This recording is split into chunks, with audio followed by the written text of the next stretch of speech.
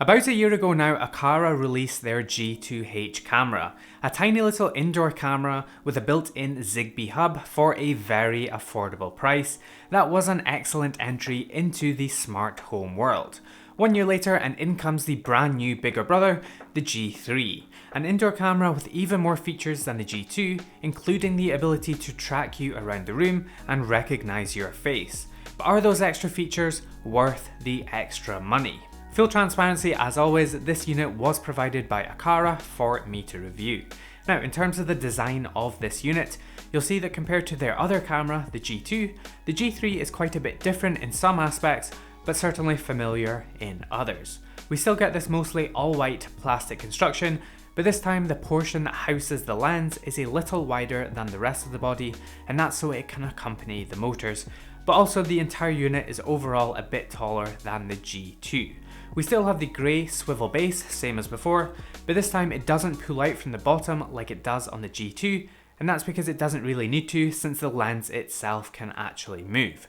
Round the back we also have a USB Type-C port for power, and if we look on the bottom we have a standard thread size so that you can mount it to a proper camera mount if you want. Up at the front we have a physical button and an LED ring to show the status, and it comes with a rather amusing silicone case which can be removed, and when you have privacy mode enabled, this makes the whole thing look like a little cat, which is pretty entertaining. I guess the idea is to make it look a little bit friendlier if you were using this as a baby monitor. The camera itself is a slightly greater than 1080p resolution with a 110-degree field of view, and it has full PTZ controls with pan and tilt, which combined with the human and face tracking features allows the G3 to follow potential intruders around the room so it doesn't miss anything, and it does all that recording locally to an SD card.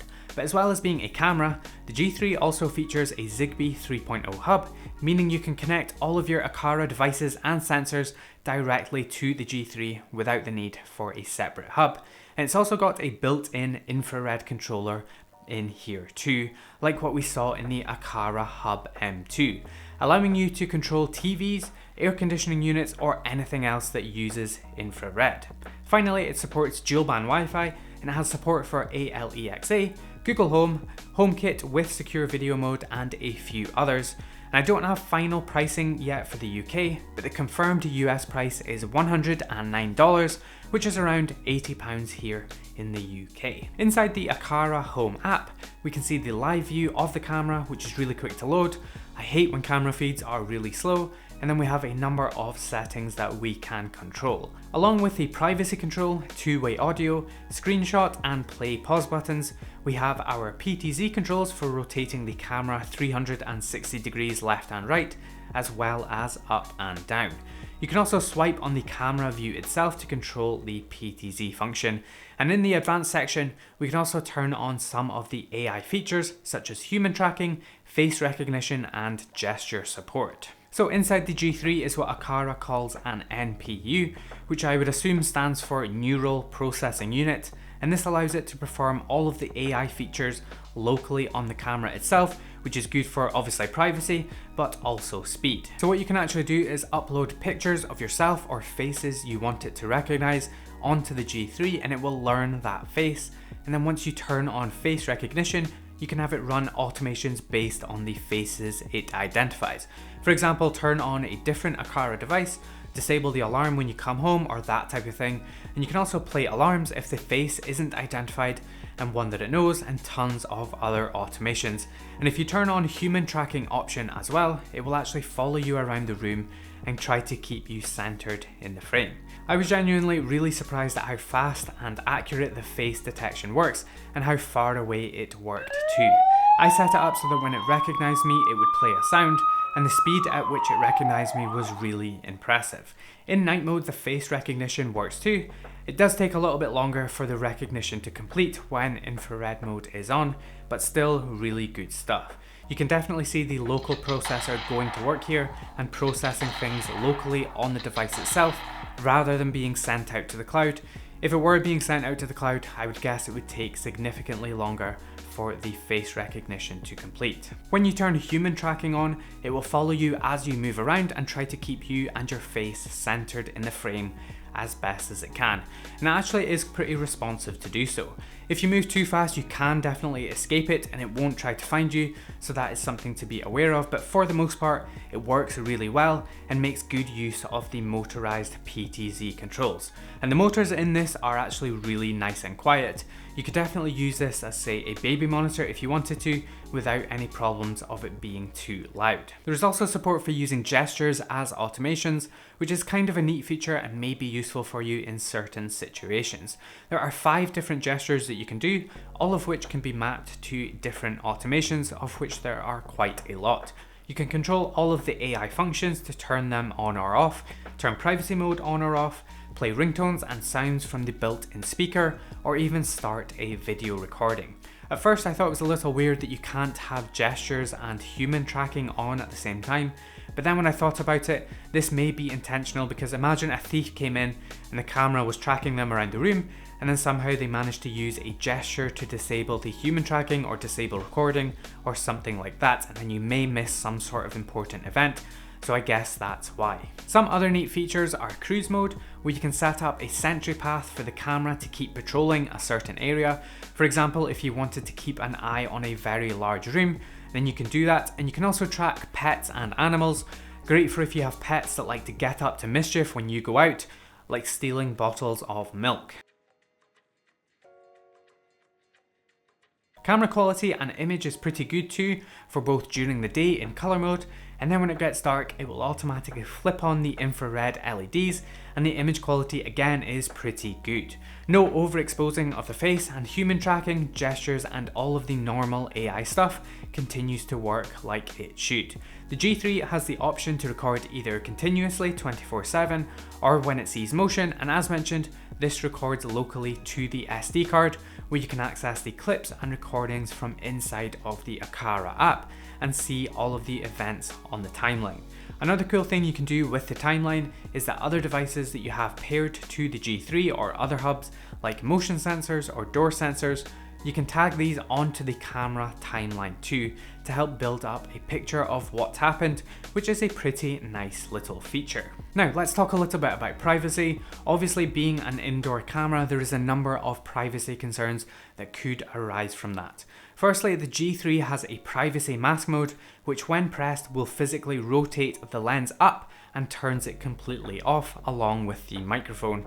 And you do this inside the Aqara app by pressing the privacy button, or you can have it enabled on a time schedule, or you can also enable and disable it using automations from other devices, like maybe their little wireless remote or a motion sensor or something like that. And the privacy mode does work really well. The only thing I did notice is that when you have this connected to HomeKit, for example, if you integrate it with Home Assistant, then you can turn the privacy mode on in the Aqara app and it goes to sleep, but the lens won't move into the hidden position and you can still view the camera inside of Home Assistant. Not sure if that's a bug or it's the intended behavior or a limitation of HomeKit, but certainly worth mentioning. They've also thought about privacy when it comes to the facial recognition too. Like we spoke about earlier, that is being done locally on the device itself, so not being processed in the cloud. And finally, it's nice that it records locally to an SD card and that the LED status on the front will change colors to let you know if the camera stream is active or not. Now, I did try blocking this device from the internet to see if it would continue working, and I'm happy to report that this does continue to work perfectly with the internet block. And this also confirms that the AI features that Aqara says are done locally on the device are in fact processed on the G3, because all of those features continue to work perfectly as intended with the internet blocked.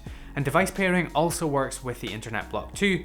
Not too much of a surprise there, because I had tested this in the past with the G2, which also works with the internet blocked, but good to be able to confirm that the AI features are indeed done locally. As mentioned, you can also connect this to Home Assistant using HomeKit, and that also pulls through the other Zigbee devices that you have attached to the G3, so motion sensors, door sensors, etc. all work no problem inside of Home Assistant using HomeKit. Unfortunately, in terms of camera, it is a lower resolution and frame rate image, and you can't control the pan and tilt of the camera through Home Assistant, with Aqara saying that that is a limitation of HomeKit at this time, but it does give you a local video stream that you can use, and it's an incredibly easy way to integrate Zigbee devices into Home Assistant. So should you buy the G3? Aqara has certainly packed a lot of features into the G3 for the money. A fully motorized 1080p camera that can view 360 degrees with AI features, along with an infrared remote and Zigbee 3.0 hub, all in a relatively small form factor and a pretty affordable price. If you are looking for an extremely simple to use yet relatively powerful way to get into the smart home world, then I personally think this is a really great little device. But if you are a Home Assistant or HomeKit user and you're hoping to use this camera and have access to the pan and tilt controls, then unfortunately you cannot do that, at least not yet. However, it's still an excellent way to get up and running with Zigbee devices really quickly and easily that you can use with both of those platforms without breaking the bank. But let me know what you guys think about the G3 down in the comments. I was really impressed and glad to see that Aqara has taken privacy seriously with this unit by making everything local, the local processing, local recording, and built-in privacy modes.